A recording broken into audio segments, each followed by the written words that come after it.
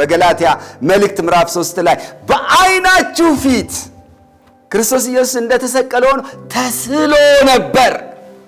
ሐዋርያው ጳውሎስ በሚሰብክበት ጊዜ በሚሰብከው ወንጌል ስዕል ነው የሚሰራው።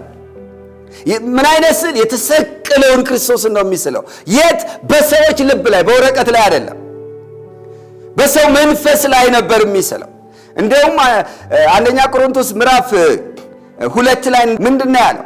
ከኢየሱስ ክርስቶስ በቀር እርሱም እንደተሰቀለ ሌላ ነገር እንዳላውቅ ቆርጫለሁ አይደለም የሚለው።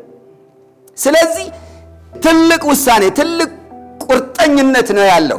ኢየሱስን መሳል ነው፣ እንደተሰቀለ ሆኖ ማቅረብ ነው። የተወጋ ጎኑን፣ የተቸነከሩትን እጆቹን ማሳየት ነው። ወንጌል ይሄ ነው። አይሁድ ምልክትን ይለምናሉ፣ የግሪክ ሰዎች ጥበብን ይሻሉ፣ እኛ ግን የተሰቀለውን እንሰብካለን። አያችሁ፣ በወንጌል ለኃጢአተኞች ይሄንን የተሰቀለውን ክርስቶስን ማሳየት ነው። ከዛ ስንሰበሰብ ታዲያ ወደ እግዚአብሔር በአምልኮ ስንቀርብ እንጀራውን በመቁረስ ያን የተወጋ ጎኑን፣ የተቸነከሩ እጆቹንና እግሮቹን እናያለን።